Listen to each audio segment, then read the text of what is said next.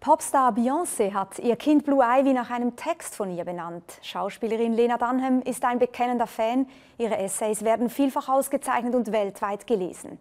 Rebecca Solnit gehört zu den prägenden Intellektuellen der USA. Sie schreibt für die britische Tageszeitung The Guardian, war Herausgeberin des US-amerikanischen Magazins Harper's und setzt sich auch als Aktivistin für Umwelt-, Gender- und Menschenrechtsfragen ein.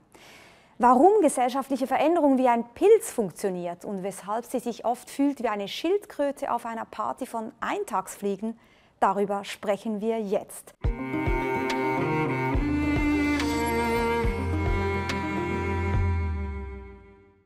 Ganz herzlich willkommen, Rebecca Solnit. It's lovely to be here. Thank you. Ja, wir treffen uns hier in Paris in einem doch eher extravaganten Appartement, das wir zwar nicht bewohnen, aber nutzen dürfen. Ich freue mich sehr. Sie haben ja in Paris studiert, als Sie 17 Jahre alt waren. Welches Gefühl verbindet Sie heute mit der Stadt? It's just so beautiful and it's wonderful to be back and to see all the familiar sights, not specific things, but just the ordinary things, Parisian life, Parisian Boulangeries and all the rest. Sie lieben Städte, ja, genauso wie Sie die Natur lieben, und sehr oft schreiben Sie auch über Ihre jetzige Heimatstadt. Sie leben seit 1980 in San Francisco und viele Ihrer Essays drehen sich um San Francisco und darum, wie sich die Stadt sukzessive verändert hat in den letzten Jahrzehnten, muss man sagen, vor allem auch in den letzten Jahren. Sie sind da sehr besorgt. Warum? Well, I used to love San Francisco and be very proud to be a San Franciscan. We were where the world's first environmental organization was founded, the Sierra Club in 1892, the city of gay liberation, experimental poetry, a refuge for radicals and dissidents. And then Silicon Valley came, and first they were just south of us, and they expanded, took over the city. And although the billionaires of Silicon Valley, the corporate executives, like to think of themselves as rebels and outsiders and cool guys, they're just corporate overlords. They've brought gentrification, a very expensive city. A lot of people can't afford to live in any longer. A kind of homogenization, the death of a lot of street life. Sie beschreiben das auch so schön an der Art und Weise, wie man in Cafés zusammenlebt. Früher, haben Sie gesagt, hat man sich da getroffen, um miteinander zu sprechen. Die Stadt war sehr bunt. Heute, sagen Sie, sind da vorwiegend weiße Menschen, die eigentlich die Cafés besetzen, um mit ihren Laptops und Handys zu arbeiten. Und es gibt gar nicht mehr so dieses Stadtleben, in dem man miteinander unterwegs ist, und kleine Quartiere, die so eine spezielle Farbe bekommen. Yeah, I call what's happened in San Francisco and Silicon Valley in particular, but in some ways worldwide, the Great Withdrawal.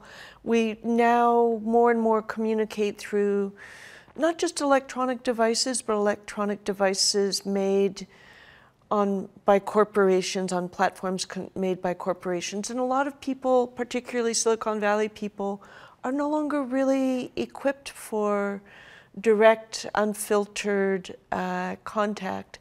And so I've seen the whole life cycle of cafes, from places that, you know, from the birth of a lot of cafes when they first came along, when people just read books in them. Computers were not yet portable, phones were not yet smart, to places where everybody turned them into the office and just stared at their machine, to now a lot of cafes don't really want you to stay there because they don't really want to run an office with no rent. But the larger thing to say about Silicon Valley for me is I used to be proud of being a San Franciscan, and now I'm ashamed of what Silicon Valley is doing to the world and kind of horrified by it. We went from being at the western edge, really, of the Western world, a refuge and alternative, to being a global power center in a huge way, with so much wealth, with the machines that run the world and the world runs on. And it's morally profoundly different.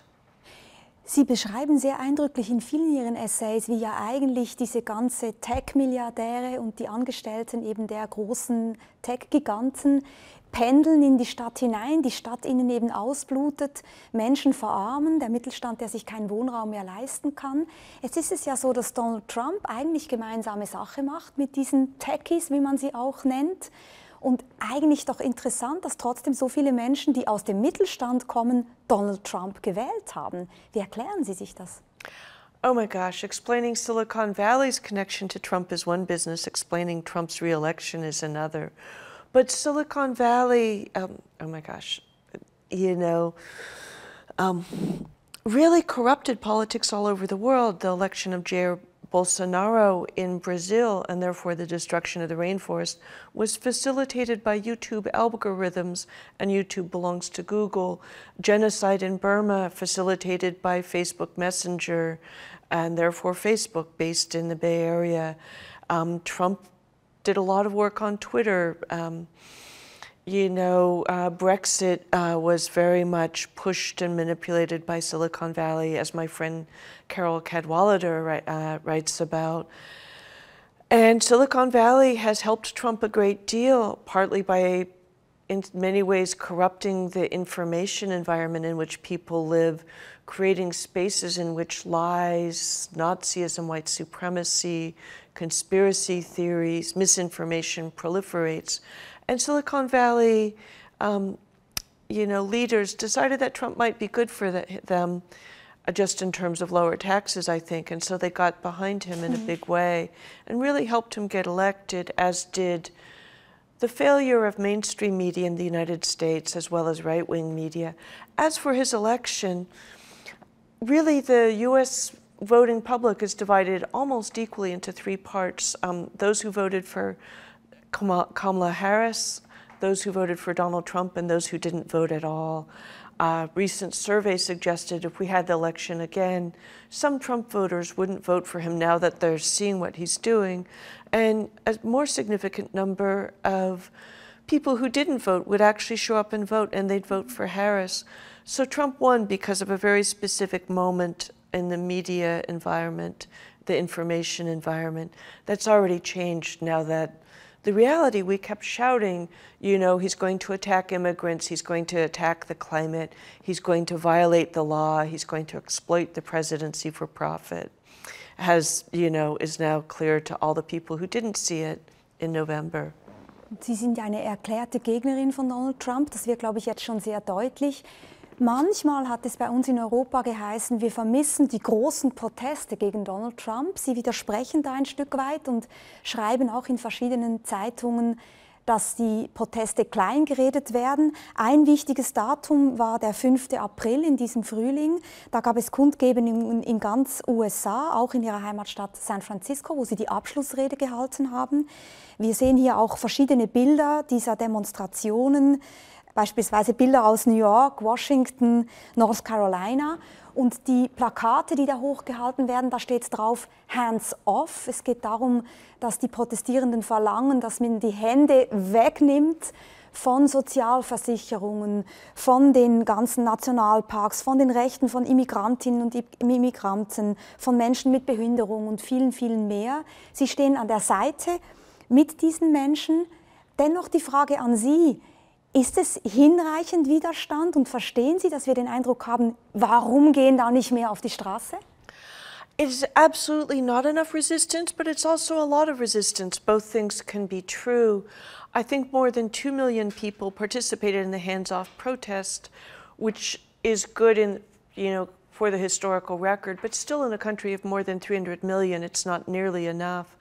But I think that just protesting routinely is really good. It's an exercise. It shows the politicians, the public, the media, the world that we don't accept this, we object to it.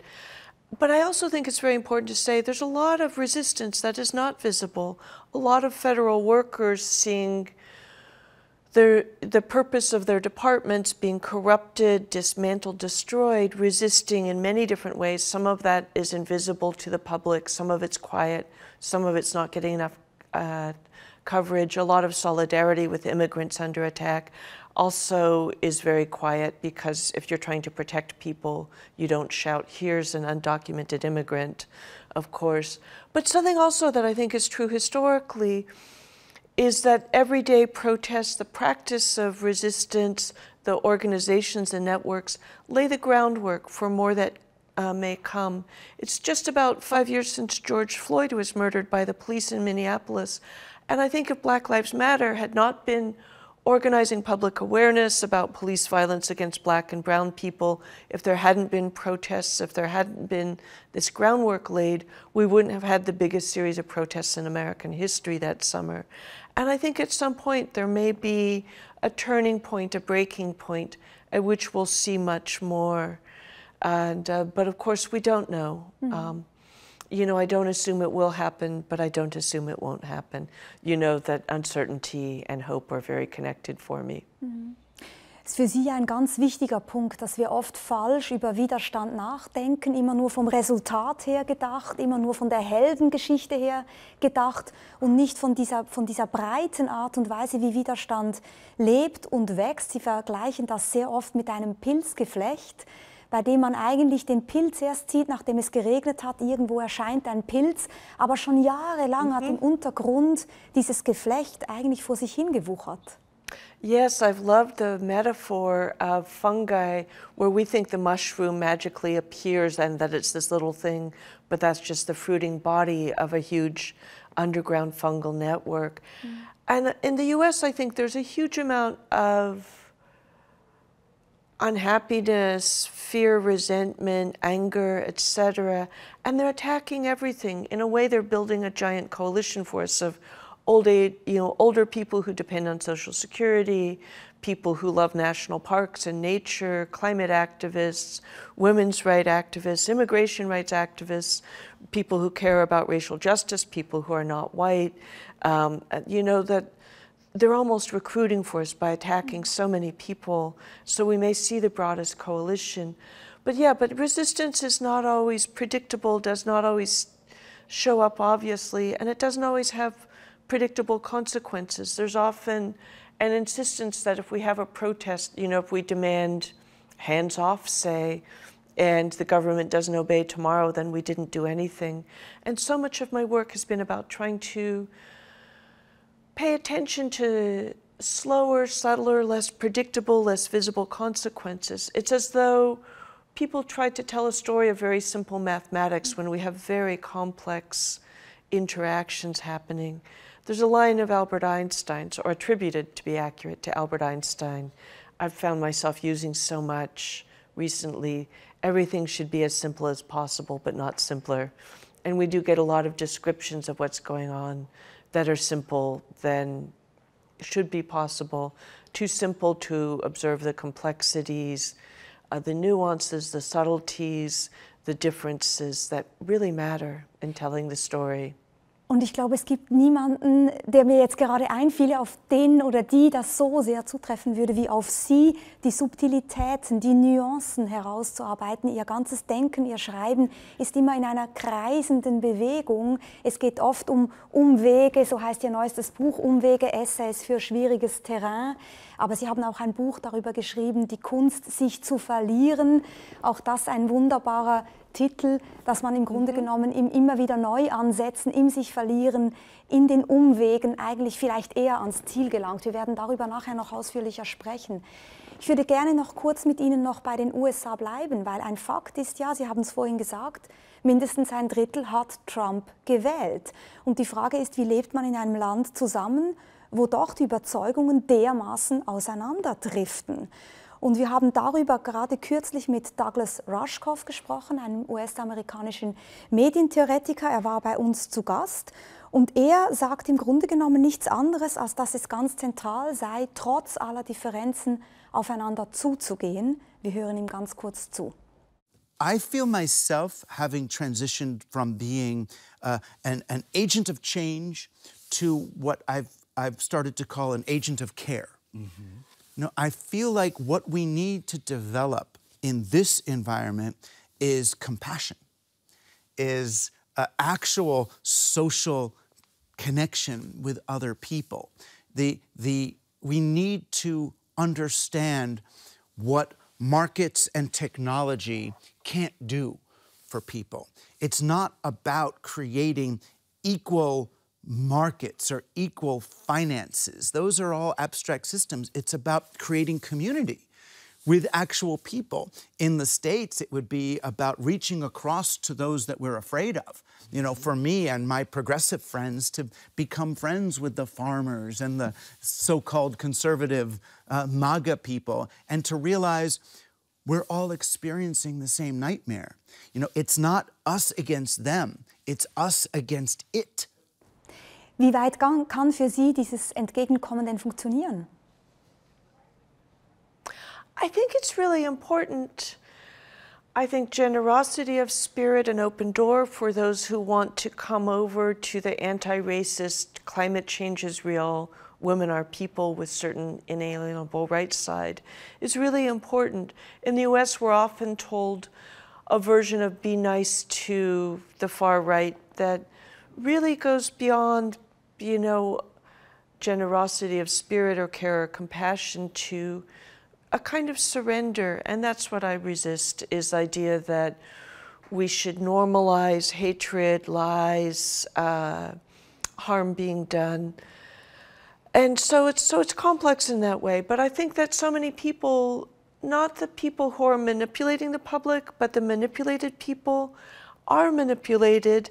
They're told stories of scarcity, there's not enough for everyone, we can't give to, you know, we can't feed hungry children in the schools, we can't invite in refugees, we can't, you know, there's such a story of poverty. We can't afford to protect the climate. We can't afford to not let people starve. We can't afford so many things. And so really we're in a story battle, and I think we have better stories, but they have control of a lot of the platforms. And although I just said we have better stories, we're not always that good at telling them, both the politicians and the other people, in making those stories compelling, clear, not simpler a la Einstein than necessary, but you can say something that's subtle, that's true, but that's also very clear and short. And so I think we need to do better at our storytelling as an invitation to say, actually, we live in a country, in a world of abundance. There's enough for everyone. If hungry children eat, if refugees are welcome. And we do these things I want to talk to you about. Actually, your life could be better, could be richer in so many ways, because a lot of the poverty in America is the economic insecurity of economic injustice, no social safety nets, fear about the future, and then it's propaganda, fear about the other, that people who aren't exactly like you are the enemy, rather than, you know, and people who live in homogenous places tend to, white people tend to believe that. Those of us who live in cities among difference, you know, I've lived in a white minority city my whole life, and, you know, you don't grow up being afraid of, or not my whole life, my whole adult life, you don't grow up being afraid of brown and black people and people with other languages under those circumstances. Aber ich würde gerne noch besser verstehen, wo die Grenze verläuft, weil in Ihrem neuen Buch Umwege gibt es einen Essay mit dem Titel Warum wir Nazis nicht entgegenkommen sollten. Und der Begriff des Nazis, Sie haben ihn vorhin schon gebraucht, ist natürlich ein harter Begriff. Wo verläuft denn für Sie diese Linie und warum benutzen Sie ausgerechnet diesen so harten Begriff? Well, of course, it's important to say that there are actual Nazis in terms of people who like swastikas and Hitler and the Third Reich, and would, you know, and hate Jews and people of color, and often other non-Christians, and that Donald Trump and the current Republican Party has been allied with them in a lot of terrifying ways. But that essay is about the fact that after Joe Biden won the election in 2020, we were told, like, oh, those poor Trump voters, it must be so hard for them, for someone different to win. We now need to go hold their hands and understand them. Which is often said in a way that says we have to, you know, coddle them, protect them, make them feel good, pretend that their lies are truths. And I think there's a way you can be compassionate. I absolutely agree with Douglas Rushkoff, but you have to be compassionate about people who have delusions. And there's also a politics in the US where the people who are hated are always being told to be nicer to the people who hate them. The people who do the hating are not told to be nicer the other way. And nobody tells white supremacists they need to spend more time understanding lesbian rabbis or Muslims or queer youth or things like that. So it's really a narrative of surrender because it's a one-way story about we need to be nicer to them, nothing is demanded of them. And that really perpetuates an idea that they're the real Americans, they're the people who matter ultimately, that they matter more than us, which is the right-wing story that real Americans are white, real Americans are Christian, real Americans are straight, real Americans have been in the country for a long time. And I want to be in a country where, you know, the queer Muslim from the Middle East who came here last week can become, you know, can become a citizen and be regarded as a real American too. And I live in an America where, you know, the first people were Native Americans who are not white, Und Sie often not selber Christian. haben eine Einwanderergeschichte eigentlich. I do. My grandparents escaped Poland in 1921. Jews fleeing the pogroms, fortunately left before, you know, the Shoah, the big genocide. My mother's grandparents were fleeing British colonialism. They were Irish Catholic, who were really a colonized people, living under an apartheid system because Catholics had so few rights, were so impoverished, had starved to death in the utterly unnecessary famine of the 1840s, etc. So yeah, I'm the grandchild and great-grandchild of refugees from intolerance, from racism, anti-Semitism, colonialism. So although, as everyone looking at me on TV can see, I'm very, very white in terms of color, literally, you know, I have a lot of solidarity with what we used to call ethnic whites, the people who were not Protestant, not from Northern Europe or Western Europe, and with non-white people, with refugees, and, you know, and that's also kind of in my family history. Sie schreiben in diesem Aufsatz, wo es um diesen Titel geht mit den Nazis, etwas, was mich sehr bewegt hat. Wir zeigen das ganz kurz. Wir wissen alle, dass man Menschen durch eine freundliche, einladende Haltung eher aus ihrem Wahn befreit als durch Spott. Aber das bedeutet, sie auf unsere Seite einzuladen, nicht sich in ihre Richtung zu bewegen. Und ich glaube, das ist das, was Sie vorhin genau meinten, Yeah, oder? exactly. Also es geht darum, sie einzuladen und nicht auf sie zuzugehen.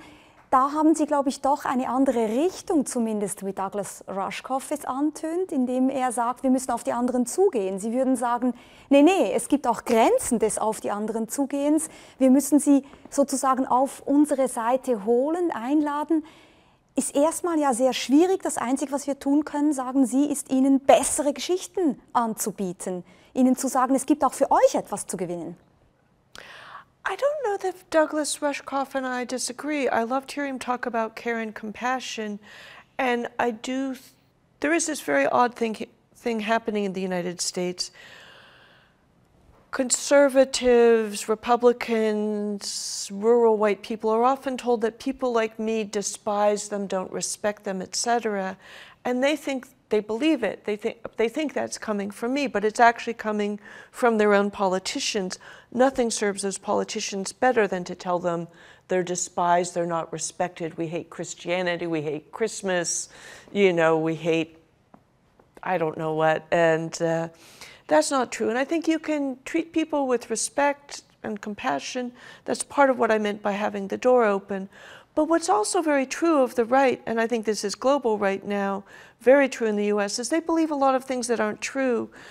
And one of the examples I give in that essay is if you think the world is flat and I think the world is round, we don't really advance the conversation by me saying maybe the world is sort of lenticular. Halbrund. You know, I'm not sure what the word is there, but, you know, shaped like an American football. Because that's not true. It's not what they believe. It's not what I believe. So there's often this spirit of compromise that I don't think actually makes anything better. It doesn't, you know, it means we abandon our beliefs to try and meet them halfway.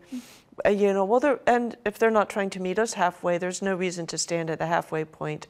But if we can issue them an invitation, if we can, without mocking them, suggest there might be other ways to see the world, and that has been very effective many times.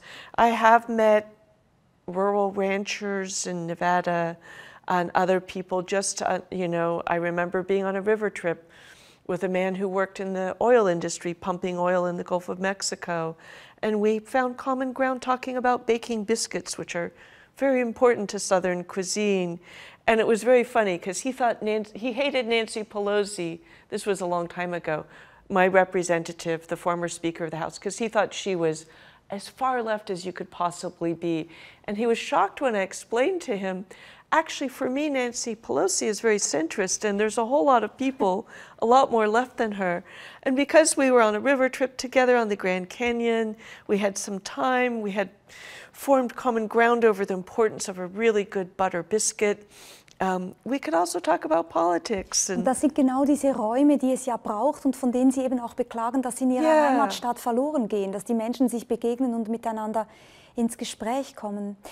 Rebecca Solnit, ich habe Sie am Anfang schon vorgestellt als eine preisgekrönte Essayistin. Sie sind weltbekannt für das, was Sie schreiben. Sie sind aber in Ihrem Schreiben immer auch Aktivistin gewesen oder haben immer wieder auch sich aktivistisch betätigt für Menschenrechte, für Genderfragen und auch für die Umwelt, gegen den Klimawandel. Wenn Sie eine Klammer beschreiben müssten, die Ihr ganzes Schaffen vereint, das Thema, um das es Ihnen im Kern geht, was wäre das? And I wrote about all these things because I cared about them. I wrote my first essay about violence against women in 1985, 40 years ago.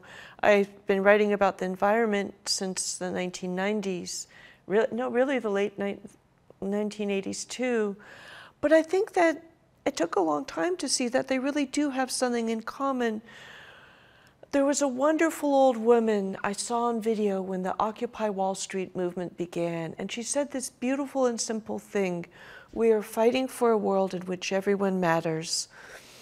And I think that's, you know, we've inherited a world, the world I was born into, in which men mattered more than women. Straight people were treated as, well, non-straight people were treated as mentally ill or criminal or both. Forced to live in hiding. Women were not even second class, in so many ways 11th class citizens. You know, white people were superior to non-white people. And human beings saw themselves as very separate from nature and in the industrialized north, you know, global north. And I think we're now coming to a more and more radical vision of democracy, not in which everyone truly is created equal, not as the founding fathers of the United States said it, where, you know, all men are created equal really only meant, you know, men, first of all, did not mean Native Americans and enslaved Black people in my country. So I think we've moved in the 20th century to the idea of universal equality, feminism, equality for women, looking at it in all kinds of personal and private domestic ways, as well as in society and employment, in economy and under the law. But I think something really exciting is happening now. One of the revolutions of our time that I feel very close to as a Western American is the rise of indigenous voices, power, presence in public life, in how we imagine the world, and therefore the rights of nature. And, you know, the idea that we are not separate from nature, we're not in any way better than it, the native view, and of course it varies, there's hundreds, maybe thousands of native cultures around the world. But in North America, many native cultures believe that we are here to take care of nature, to give back out of gratitude for what's given to us. And that's a radical democracy between the human and the non-human that I think is actually really important for addressing the climate crisis. There's all these logical reasons to do these things, but I think a real transformation of values and vision has to underlie those things. We can't just do them in a mechanical way because it's a scientifically right way to do them. I think ultimately we have to do them from another worldview, which sounds like we need to start doing that. But I see that worldview is already happening in a really exciting way, very subtly, very slowly, obviously not affecting people in the fossil fuel industry, conservative, das wollte ich eben gerade sagen. Glauben Sie, diese ganzen Stimmen, die Sie beschreiben, von den indigenen Menschen, andere Arten mit der Natur zusammenzuleben, Sind die wirklich genug laut? Ich meine, sind wir ehrlich, im Moment bewegt sich die Welt in eine ganz andere Richtung. Eines der Programme von Donald Trump ist es, mehr Öl wieder zu fördern. Auf der ganzen Welt sieht man eher einen Verlust an Rechtsstaatlichkeit und Demokratie. Man sieht vor allem einen enormen Backlash, was die ganzen feministischen Bemühungen anbelangt. Recht auf Schwangerschaftsabbruch zum Beispiel, der wieder abgeschafft wird. Also haben Sie den Eindruck, dass wirklich diese Erzählung so stattfindet, wie Sie es gerade sagen? Wir haben diese indigenen Stimmen zum Beispiel, die sich jetzt Gehör verschaffen? Thank you for setting up a simple binary all or nothing thing, which I will immediately attack in the spirit of friendship. Some things have always been getting worse, some things have always been getting better, not the same things, of course, it switches around. You know, there is a resurgent right in many parts of the world, but there's also resurgent democracy. You know, there's been some good elections for democracy just recently. There's this, and Donald Trump is a backlash against the way the world has changed to become, you know, that radical democracy. He wants a world, you know, he and his supporters a world in which only white Christian men matter, in which nature doesn't matter, women don't matter, people of color don't matter, etc. But we've already seen a backlash against him in the elections in Canada, in Australia, and there's one I keep forgetting, but also in the Vatican. And the fact that we've had two different popes basically say fuck you to J.D. Vance, the vice president, is really quite lovely and beautiful, I think. But wurde aber immerhin doch empfangen noch vom Papst. Let me continue to answer your last questions. You know, in the U.S., the Supreme Court, you know, stacked by Donald Trump, a president who did not win a majority victory, you know, did overturn abortion rights with the imperfect legislation or the imperfect decision of Roe versus Wade in 1973. But many states, because states do have some autonomy in my country, then made abortion rights even stronger. So we have a very sort of checkerboard United States in which, and some states like California, women have even more reproductive rights. But then globally, in a lot of Catholic countries, Argentina, Mexico, Spain, Ireland, women only recently gained abortion rights. So I don't think women's rights are going backwards, although obviously a number of men and some women would like them to. And really, but also if you take too narrow a focus, if you only make it abortion rights and you only make it the US, it looks bad. But if you look at women's rights, and I was born in 1961, I'm the same age as the Berlin Wall, and if you look at the status of women in 1961, and I don't think most people, even who were born then, remember how abysmal it was, how much marriage was under the law in most places, as well as by culture, a relationship of radical inequality, how women were not participating in politics and government, you know, we're not rising to higher positions in anything. We're not participating in sports. We're not, you know, doing much of, you know, we're really so shut out of Und das ist ja auch ein so wichtiges Thema von Ihnen, dass Sie sagen, dass wir dazu tendieren, in viel zu kleinen Zeiträumen auf das Geschehen zu blicken. Sie beschreiben sich in einem Essay als Schildkröte auf einer Party mit Eintagsfliegen. Dieses Bild ist mir sehr stark in Erinnerung geblieben, weil das genau Ihre Perspektive ist. Betrachtet die langen Zeiträume, dann seht ihr auch, die Apokalypse steht nicht kurz bevor. Yeah, I've started to feel more and more like, you know, the protagonist sometimes in horror movies or science fiction movies where I just see a different world than so many people around me. It feels as though I'm walking through sometimes a nightmare of amnesia where people don't remember how much the world has changed in terrible ways, but also in wonderful ways. And, you know, when I mentioned the world I was born into a world where we thought the Soviet Union was just permanent, that the world would be permanently divided into that simple binary of, you know, the Western world, the capitalist world and the communist world, where, you know, the Soviet bloc countries would be under Soviet domination forever.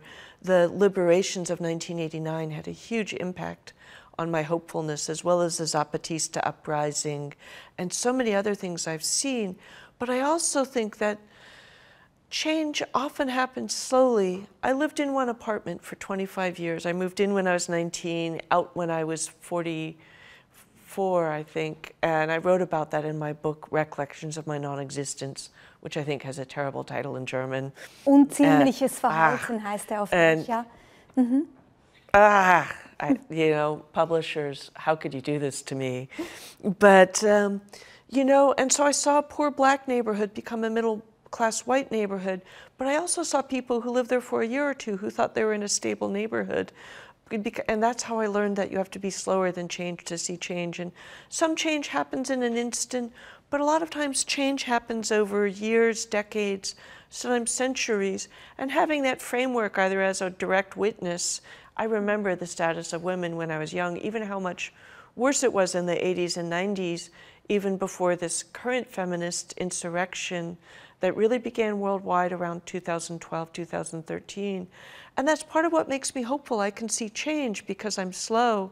Slow not in the sense of refusing to respond or moving slowly, but slow in terms of seeing slow change, of staying with something as it changes. Ist das auch der Grund, warum Ihr neuer Blog, den Sie gestartet haben anfangs Jahr, Meditations in an Emergency heißt? Weil das ist ja ein Titel, der eigentlich von Frank O'Hara kommt, 1957 in einem Gedicht. Diese Gleichzeitigkeit, es gibt eine Emergency, es gibt einen Notfall, aber wir brauchen die Meditation, das sehr, sehr langsame, genaue Nachdenken. I'm glad you got that. I love the oxymoron of that title. Yes, we're in an emergency. Yes, we need to meditate on what those responses should be. You know, I was told that I'm patient, and I'm not sure I am, because often patient means doing nothing, waiting, sitting around passively. But sometimes if you rush into a situation unprepared, you're not really equipped to respond to the emergency. So meditations is partly understanding it more deeply so you can respond, not taking more time than necessary, but not taking less time than necessary. And understanding the situation gives you power to respond. And really memory I think of as a kind of superpower. I think a lot of Europeans have a deeper sense of history partly because there's plaques and signs of it all over, and you have the sense of living in societies, even in cities that are hundreds and thousands of years old. The US in many ways is very new and often built atop amnesia, and you know, and there's often not much sense of how we got to the present moment, how different things are. For example, the first election I voted in, unfortunately, was 1980 when Ronald Reagan came in, and I just remember as a teenager the relative economic security and inequality that Ronald Reagan and Reaganism would dismantle. A lot of Americans don't even remember, even if they're my age, how much better a country we could be just in terms of economic security and justice. Und ich glaube, das ist wichtig, oder? Das immer wieder zu verstehen. Geschichtsvergessenheit ist gefährlich. Wir müssen erinnern, immer wieder von Neuem und die großen Bögen im Blick haben. Etwas, was mich auch sehr beeindruckt hat, ist, wie sehr Sie eben immer wieder beschreiben, dass wir aufhören sollten, Erfolg immer nur zu benennen, wenn es einen Sieg gab. Sie sagen, auch das ist eigentlich ein Fehler. Es gibt viele Erfolge ohne klaren Sieg.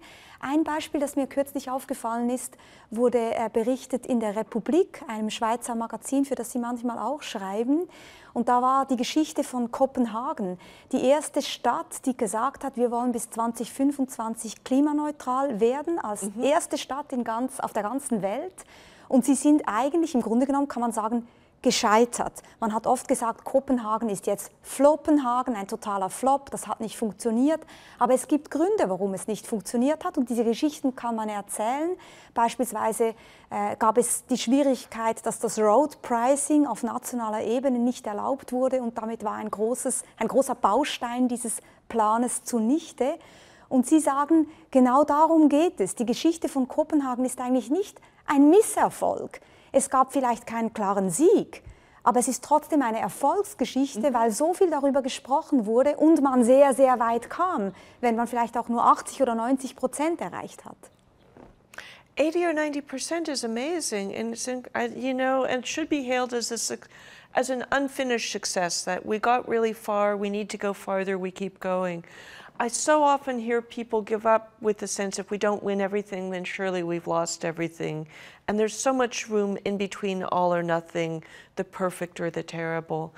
And that, you know, the black and white stories people like to tell, and I feel like I'm not even trying to tell a story in the gray tones, but in full color of complexity. One of my favorite stories is the Dakota Access Pipeline struggle, which was one of the fossil fuel pipelines we had a huge movement against, led by Native people, the Lakota on the Standing Rock Reservation, starting in 2016. And I wouldn't even call it a failure, although the pipeline was completed, because Native people have shown a beautiful, stubborn persistence, fighting for land, for rights, for recovery, over centuries, not just decades, because of a long intergenerational memory that I think is one of their superpowers. And so this huge protest movement arose at this encampment. A lot of non-white people got educated about Native views of the river and the land as sacred. A lot of Native people was the biggest gathering of Native people maybe ever in the Americas, the first gathering since the 19th century of all 7 bands of the Lakota and Dakota peoples. Amazing things happened. Veterans of the American military got down on their knees and apologized for the genocide against Native people. Every time I say that, I get so emotional, even though I've known about it for, what is it now, 9 years or so, 9 years. And one of the wonderful things, and I find this such an instructive story, a young woman who worked as a waitress in Brooklyn in New York City came to Standing Rock because she heard about it and how amazing it was with her friends in a car. And when she saw what was happening, she thought it was so important, so profound. She decided that she needed to do more in her own life. And so she ran for Congress. She was a young Puerto Rican woman, a young woman of color, a waitress, grew up poor, was poor. She ran against the third most powerful Democrat in the lower house. Nobody had ever heard of her. Nobody expected her to win. She won. The world knows her now. Her name is Alexandria Ocasio-Cortez. She's been an extraordinary voice for democracy, women's rights, anti-racism, and the climate. She introduced the Green New Deal. And so that's often how change works. It's a chess thing where not all chess pieces go in a straight line. You make the knights move, you make the bishops moves. You know, things may happen slowly. Sie betonen das ja auch, dass zum Beispiel eines der ganz wichtigen historischen Bücher der letzten Jahre war von Wengrow und David Graeber, die ganz klar gesagt haben, selbst die Geschichte der Menschheit ist keine lineare Erzählung, sondern eben wiederum diese Umwege, dieses Kreisen, es geht vor und zurück. Aber die große ganze Geschichte, denken Sie trotzdem, ist zumindest eine hoffnungsvolle Geschichte. Und das bringt mich auch zu diesem Buch Hoffnung in der Dunkelheit, weil das ja auch so wichtig ist für Sie. Hoffnung sollten wir nicht missverstehen als die Aussage, es wird sowieso alles gut, sondern Hoffnung ist die Einsicht, dass die Zukunft offen ist, unbestimmt ist. Und da fällt mir immer der Dichter Robert Musil ein, der mal so schön gesagt hat, wenn es einen Realitätssinn gibt, einen Wirklichkeitssinn, dann muss es auch einen Möglichkeitssinn geben.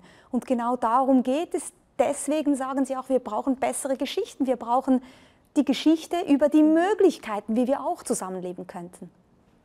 Yeah, I find among the relatively safe and comfortable people I meet, often a sense they pretend to know what the future will be, whether it's cynicism, pessimism, optimism, doomerism, as in climate doomerism. They pretend the future has already been decided, there's nothing we can do, it's too late, we have no power, etc. And really for us comfortable, safe people, it means we have no responsibility because there's nothing we can do, when in fact there's so much we can do. And what you see often is people on the front lines, people on the small island nations of the South Pacific, indigenous people under attack, you know, that you see, you know, the people in Gaza doing everything they can to survive, because for us giving up means we stay home and feel worldly and sophisticated and cynical and, you know, and for them it might mean death or dispossession, cultural genocide, or, life under dictatorship indefinitely. Und deswegen sagen Sie auch, Hoffnungslosigkeit ist eigentlich ein Luxus. Yeah, no, I wrote an essay for Greta Thunberg's special edition of the New Statesman in the UK, and my contribution was an essay about despair as a luxury, which is very much about that for those of us who are relatively safe and comfortable, giving up is breaking solidarity with the people who aren't. Doing nothing is breaking solidarity. And often you see a kind of mourning, like it's so sad you're already dead, you've already lost, which for me is like holding a funeral for the living. It's a really sinister thing to do. And the truth is the future is something we're making in the present. And I'm so glad you brought up my dear departed friend David Graeber and that wonderful book, which just looks at how human nature is very variable. We've lived in so many different ways. There is not one story of the ascent of man, as they said when I was young, when it was always man, not humanity, including women. There's not one human nature, there's many.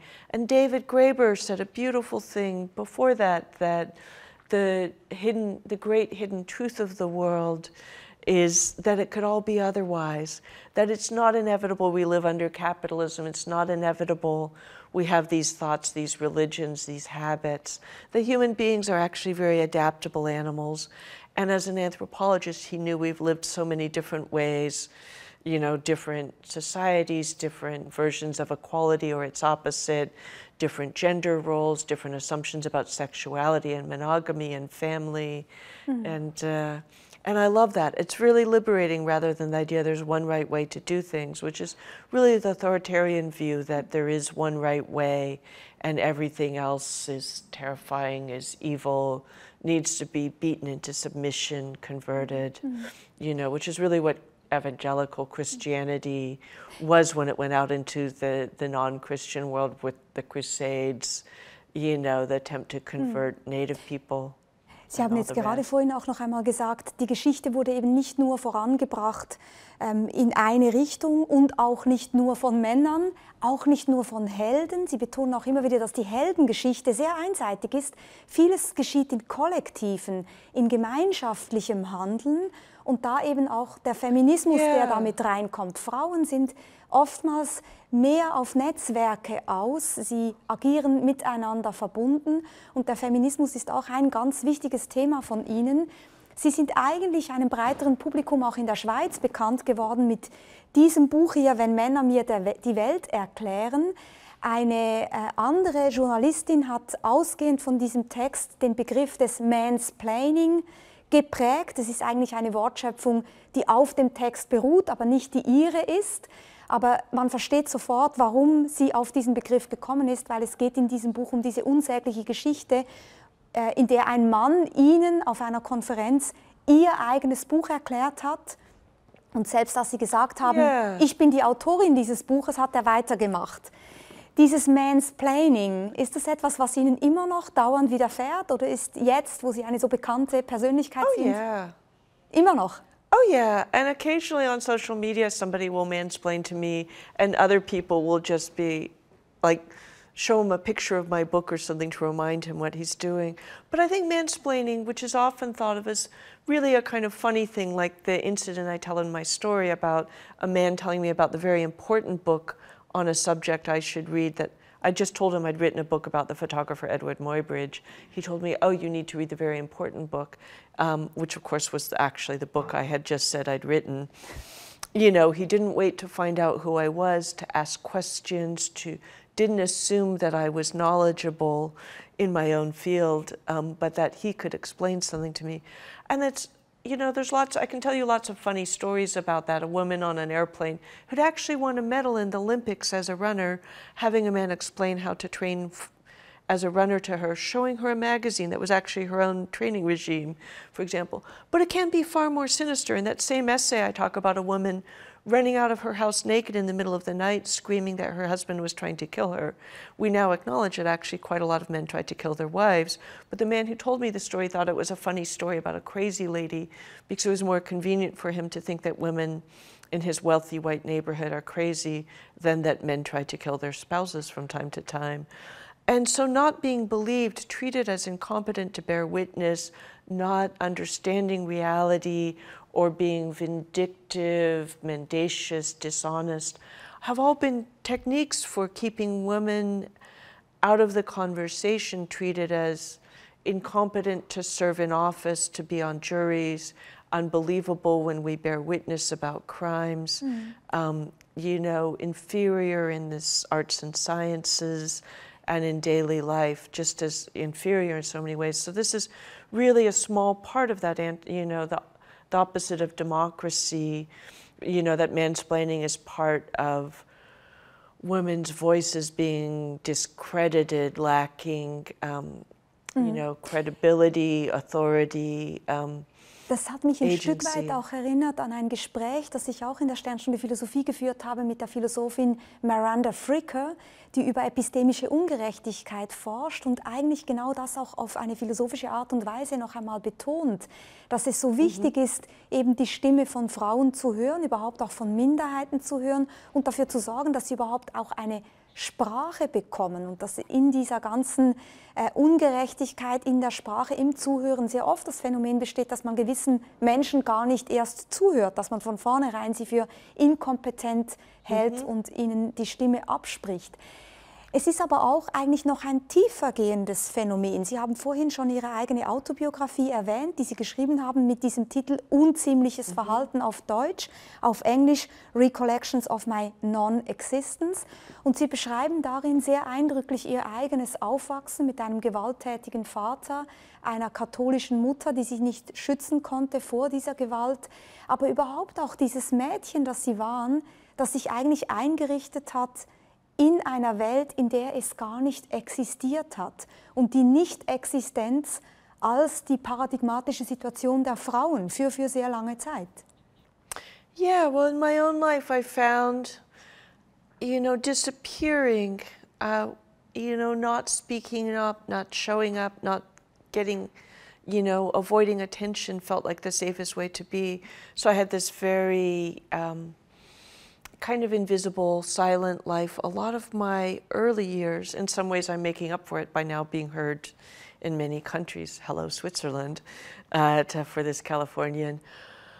But also, yeah, women, and it's not that we were voiceless, which is a strange word in English. I don't know how it translates, but which suggests we literally don't have voices. But people don't use their voices when they fear they won't be heard, they'll be punished, mocked, disbelieved for speaking up. And the arenas in which women will be heard have been opening up, and I'm not saying everything's perfect, but I'm saying things are radically different than they were. And we've seen a lot of very powerful men, Harvey Weinstein and Bill Cosby in the United States, Gérard Depardieu just in France, that recently, being held to account for violence against women, you know, in ways that they hadn't been before. And you look at the histories of these men and you see that they expected to be able to do anything they wanted because people would listen to them and not to women, because women, you know, were not silent but silenced. And it really demonstrates, you know, and this is just a few very famous men we look, you know, who get a lot of attention, that in a world where we have inequality of voice, we have so many other kinds of inequality. And it's funny, feminism is often seen as like women instead of men, but, you know, I want a democracy of voice in which everyone's heard. And I think feminism is just a subset of human rights in which people, you know, the old, the young, the disabled, the non-white, the non-Christian, the non-male, the non-straight, that everybody, you know, anybody's capable of being a liar, anybody's capable of telling the truth, but where we start out equal in the right to be heard, whether we have something beautiful to say, something interesting to say, or are just testifying as victims of crimes or witnesses.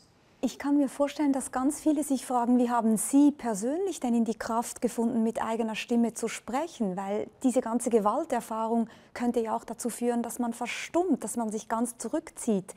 Was ist Ihre ganz persönliche Geschichte, dass Sie heute hier stehen oder sitzen vielmehr als eine der weltweit erfolgreichsten Essayistinnen eine Person, die immer wieder Partei ergreift, laut mitkämpft an vorderster Front?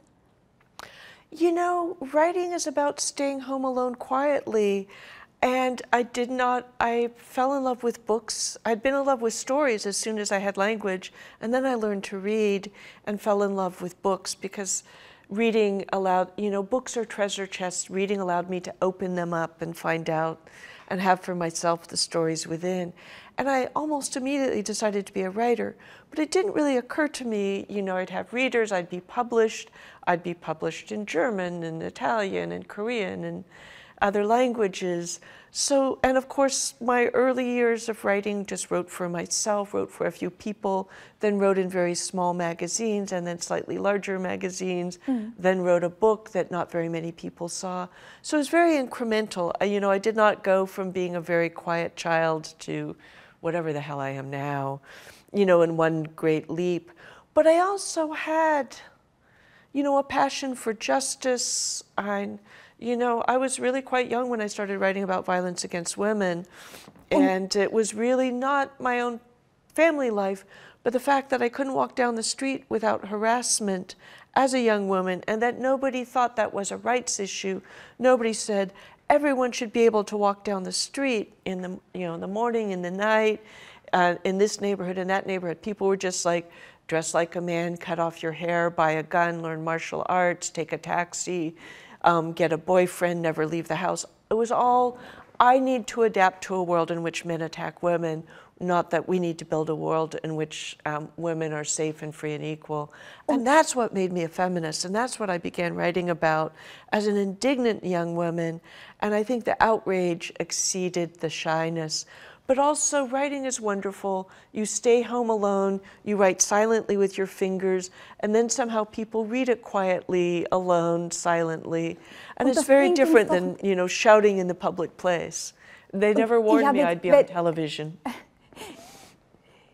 Ich finde es so schön, was Sie sagen, weil auch hier wieder die Geschichte ja nicht linear ist, sie ist nicht einseitig, sie ist nicht schwarz oder weiß. Es gibt diese große Verletzlichkeit. Es gibt aber auch dieses große Unrechtsbewusstsein und dann immer wieder auch der Rückzug in die Literatur, auch die Schönheit der Literatur. Und das bringt mich vielleicht zum Schluss zu einem Ihrer vielleicht schönsten Bücher auch, nämlich Orwells Rosen.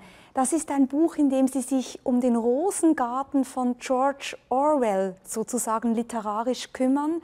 Und man muss dazu ja sagen, dass Orwell, auch der Autor von 1984, ein großer Antifaschist war, ein politischer Autor, ein Kämpfer in vielerlei Hinsicht und gleichzeitig, was viele eben nicht wissen, jemand, der diesen Rosengarten gepflegt hat. Und es gibt einen Satz, der mich so beschäftigt hat, da schreiben Sie in einem Essay, die Liebe zu Blumen kann kein Regime stürzen, aber sie kann ein robusteres Selbst schaffen und das brauchen wir. Yeah. I never thought I would have anything to say about George Orwell. He's one of the great writers of the 20th century. There's at least 9 biographies of him. Orwell was a passionate lover of roses, of gardens, of nature, of country life, of animals, of ordinary pleasures. He's often seen as a very stern, serious, austere figure, but in fact he took great pleasure in ordinary things, and he went out and fought fascism in Spain, and then as a writer was one of our great voices against totalitarianism, fascism, and authoritarianism with books like 1984 and Animal Farm. But he always went back to the things that gave him pleasure. When I found out that actually there was something new to say about him is even when he's in the Spanish Civil War, even when he's looking at a ruined German city after the war, he notices the flowers, he notices the weather, he notices these things that a strict journalist might not notice. Yeah. And that it gives a more complex picture of what's going on. And there's that beautiful example of a dead Nazi, but somebody's laid lilacs on his yellow-faced corpse. And strict journalism might say there was the Nazi, but not the lilacs. But Orwell says the lilacs, and that tells us so much. Ich nehme aus unserem Gespräch mit, die Zukunft ist offen. Wir dürfen gerade deswegen hoffen und wir brauchen auch hier und da die Rosen. Das, glaube ich, können wir uns immer wieder hinter die Ohren schreiben und vor allem ins Herz hinein. Ich danke Ihnen ganz herzlich, dass Sie Zeit hatten, mich hier in Paris zu treffen. Rebecca Solnit, vielen Dank für das Gespräch. You're so welcome. You're so welcome. Thank you. Yes, we fight for bread but roses too was the great song of the women in the early 20th century fighting for their rights. Ganz genau, das mag ich mich auch sehr, sehr gut erinnern. Das kommt im Buch ja auch vor, Bread and Roses. Das ist wirklich wunderbar. Thank you so much. Danke fürs Interesse. Das erwähnte Gespräch mit Douglas Rushkoff seht ihr hier und hier auch das Gespräch mit der Schweizer Soziologin Franziska Schutzbach über die feministische Revolution der Verbundenheit. Viel Spaß damit!